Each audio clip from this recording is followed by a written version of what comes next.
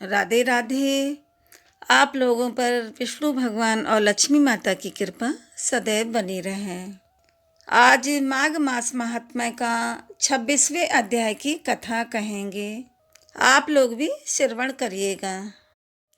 पथिक बोला, हे प्रेत, तुमने सारस के कहे हुए वचन किस प्रकार और क्या सुने थे, सो कृपा करके कहिए।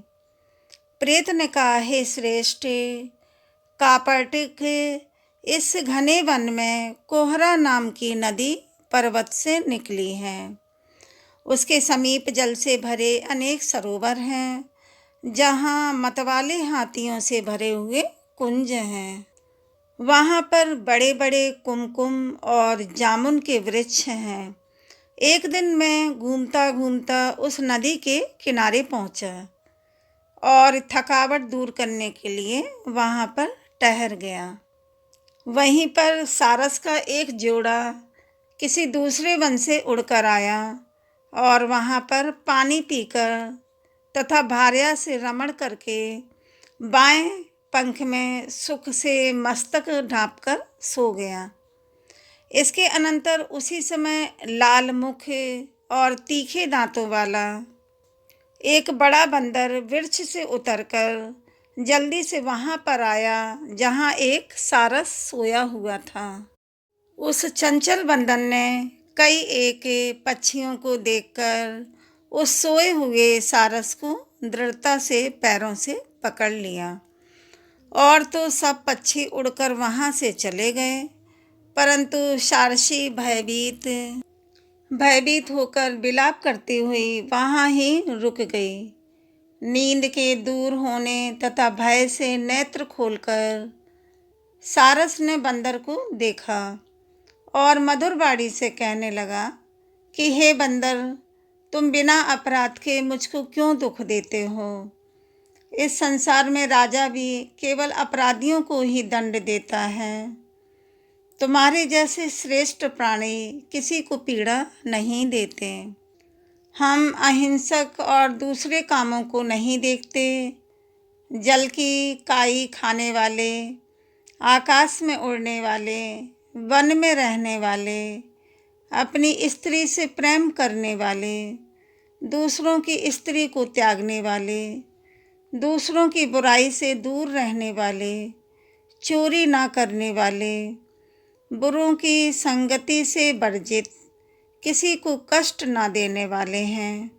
सो इस प्रकार मुझ निरपराधी को हे बंदर छोड़ दो।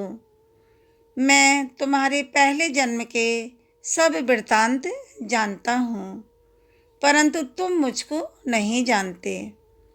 यह वचन सुनकर वह बंदर उसको छोड़कर दूर बैठ गया और कहने लगा कि तुम मेरे पूर्व जन्म के वृत्तांत को कैसे जानते हो?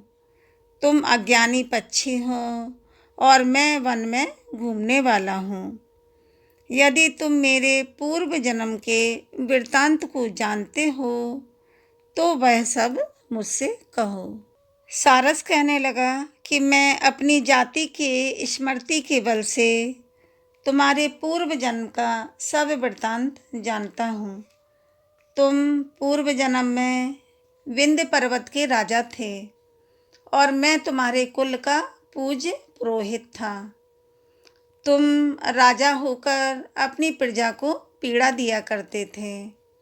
विवेकहीन होकर तुमने बहुत सा धन इकट्ठा किया। हे वानर, इस प्रकार प्रजा की पीड़न रूपी अग्नि की ज्वाला से तुम पहले ही तप चुके हो।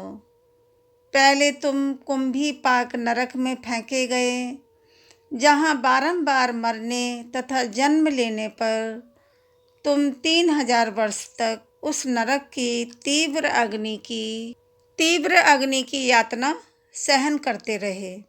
फिर नरक से निकलकर बचे हुए पापों के कारण इस बंदर की योनि में आए और मुझको मारना चाहते हो। पूर्व जन्म में तुमने ब्राह्मण के बाग से लूटकर बलपूर्वक फल खाए थे। उसका यह भयंकर फल हुआ कि तुम वानर और वनवासी हुए। प्राणी अवश्य में वे अपने किए हुए कर्मों को भोगता है। इसको देवता भी हटा नहीं सकते। इस प्रकार मैं सारस का जन्म लेकर भी अज्ञान से मोहित नहीं हुआ। हे ब्राह्मण, यह कथा सुनकर वानर ने सारस से कहा। इतनी कथा सुनकर वानर कहने लगा कि यदि ठीक ही जानते हो तो बतलाओ कि तुम पक्षी कैसे हुए। तब सारस बोला, हे वानर, किस कर्म से मैं पक्षी होकर इस दुर्गति तक पहुंचा उसका कारण भी सुनो। तुमने नर्मदा नदी के किनारे पर सूर्य ग्रहण के समय बहुत से ब्राह्मणों के निर्मित 100 ढेर अन्न के दान किए थे। मैंने पुरोहिताई के मदद से थोड़ा सा ब्राह्मणों को दिया और बाकी सब मैं आप हर ले गया। इन ब्राह्मणों के द्रव्य का अपहरण करके पाप से मैं पहले काल सूत्र नरक में और फिर रक्त करदुम नरक में, जहाँ पर बड़े बड़े कीड़े थे और रक्त तथा पीप से भरा हुआ नाभि तथा नीचे सिर ऊपर पैर किए हुए पीप चाटता हुआ उस दुर्गंध वाले नरक में बड़े बड़े गिद्ध, कौए और कीड़ों आदि से काटा जाकर 3000 वर्ष तक उस यातना को भोगता रहा। उस समय मेरा एक क्षण महाकल्प के समान बीतता था। मैं नरक के दुख का वर्णन नहीं कर सकता। मैं कारण सहित सब वृत्तांत कहता हूँ, सुनो। फिर नरक की यातना से मुक्त होकर यह सारस का जन्म पाया, क्योंकि पूर्व जन्म में अपनी बहन के घर से कांसे का बर्तन चुराया था। इसको मैंने एक ज्वारी को दिया, इसी से मैं सारस योनि में आया। यह मेरी स्त्री पिछले जन्म में ब्रह्माणी थी।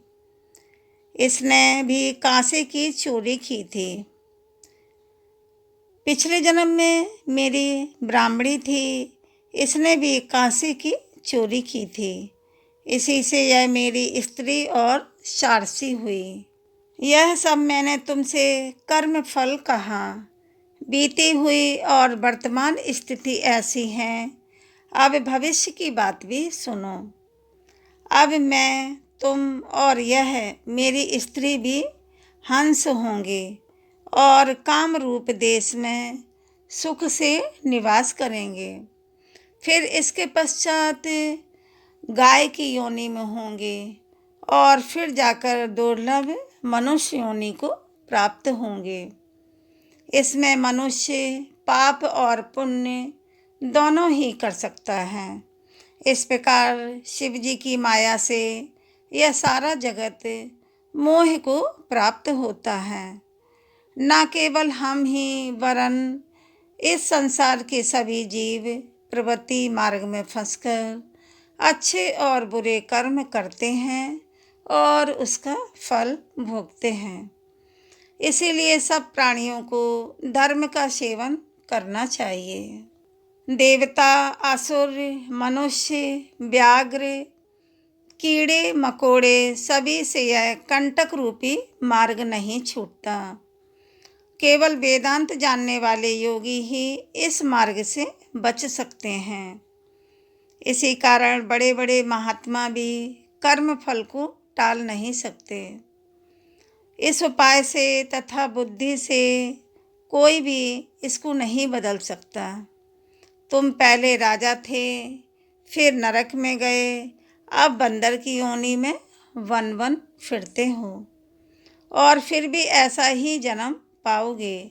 ऐसा समझकर बिना शोक किए तुम आनंद पूर्वक इस वन में विचरते हुए काल की प्रतीक्षा करो और मैं भी ईश्वर की माया से बंधा हुआ इसी प्रकार एक जंगल से दूसरे जंगल में धैर्य धारण किए हुए सारस का जन्म बिताऊंगा।